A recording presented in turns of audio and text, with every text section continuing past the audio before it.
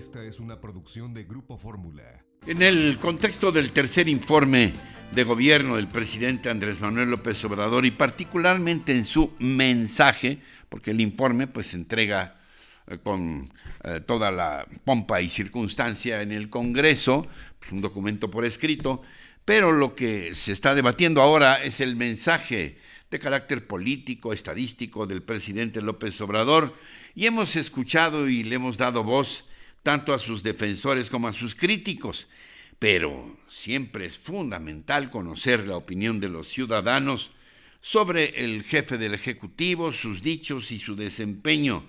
De viva voz, Francisco Abundis, director general de Parametría, el referente de la opinión pública en nuestro país.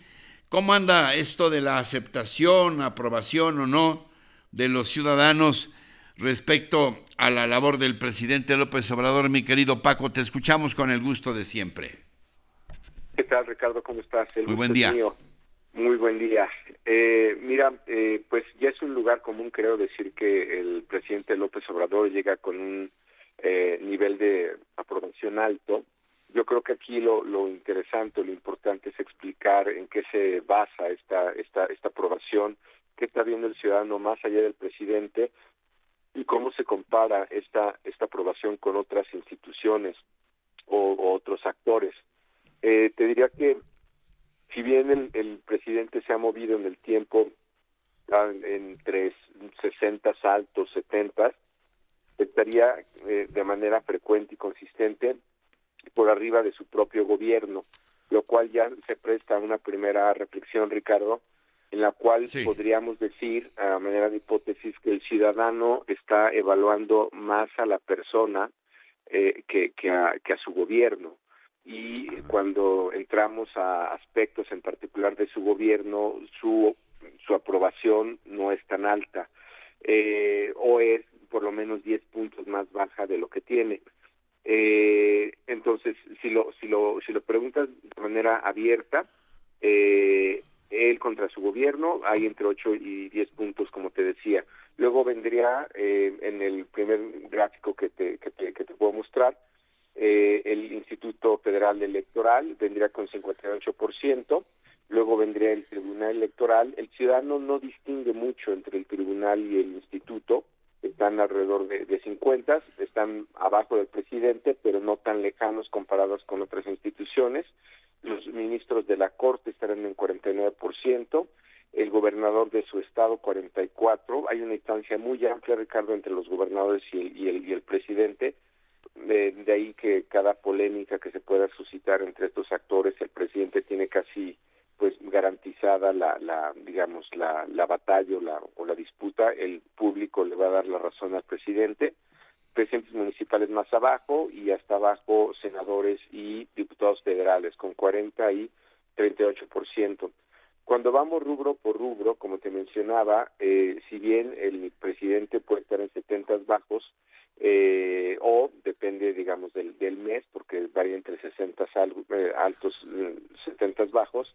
Si ves digamos, estamos en el mundo de las percepciones, cuando lo vemos ya por cada área de gobierno, el combate a la corrupción o combate a la pobreza son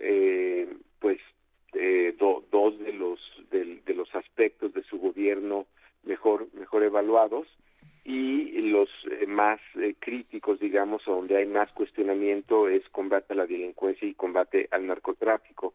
Entre el aspecto mejor evaluado y el peor evaluado, es, digamos, 61% contra 34%, hay 25 puntos de diferencia o más, digamos, por lo menos 25 puntos, lo cual te habla, Ricardo, que la gente sí está distinguiendo entre lo que ve como los méritos de este gobierno o dónde están sus carencias, y sin duda con mucho la inseguridad es una carencia muy muy fuerte.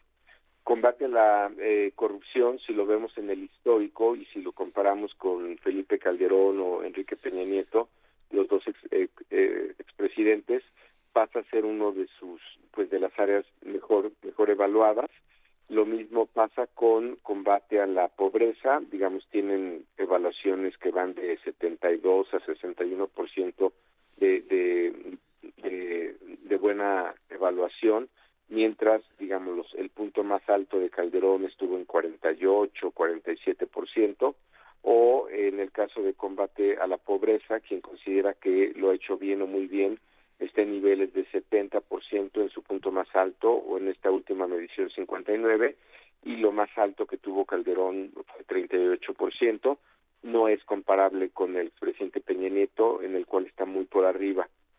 Sin embargo, en las áreas peor evaluadas, como combate a la pobreza, como combate a la delincuencia o al narcotráfico, ahí sí podrías decir que estas evaluaciones se acercan más a las del expresidente Felipe Calderón, en particular combate al narcotráfico. Te diría que ahí hay, digamos, el expresidente Calderón llegó a tener 48% de los ciudadanos que veían muy bien el desempeño en esta área, y en esta última medición o en la penúltima ya tenemos para el presidente Calderón niveles de 40, 45, 34.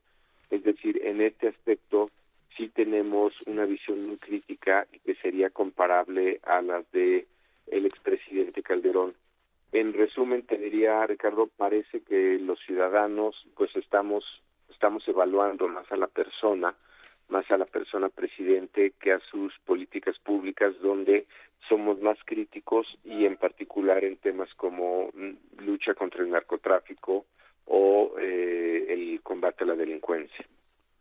Bueno, mi querido Paco, tú tienes la percepción, pues, en resumen, de que a pesar de que todavía tiene una mayoría que lo aprueba en su gestión, esta percepción de aceptación va disminuyendo, y otra cosa, que se evalúa más la imagen del presidente que sus propios actos de gobierno. Exactamente, y aunque parezca que sigue siendo, bueno, no parece, sigue siendo alta su aprobación si lo comparamos con la expectativa que había de esta administración al inicio, pues sí ha habido una caída, digamos, durante el año o el año pasado llegó a estar 20 puntos por debajo de lo que estaba al inicio de su administración, y además ha perdido mucha intensidad.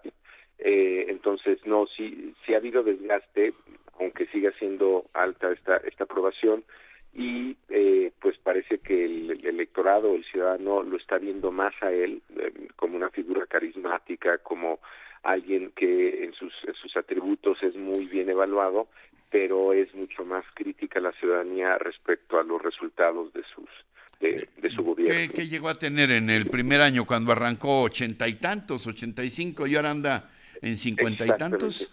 Exactamente, llegó a tener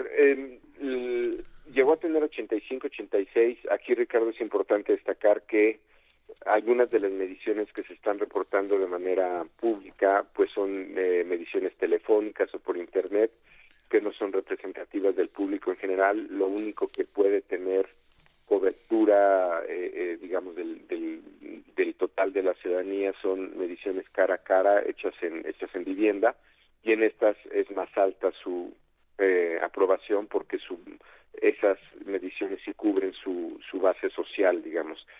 Pero más allá del número, como te mencionaba, creo que es importante reflexionar sobre los otros números, lo que está alrededor de esta percepción, y digamos, no te lo presento esta mañana, pero si revisamos temas como expectativa de la economía, ánimo social, de si el país va por camino correcto o camino equivocado, verás que pues tienes una ciudadanía un poco más preocupada, y al parecer en estos otros indicadores no tiene las mismas expectativas que tenía al inicio de esta administración.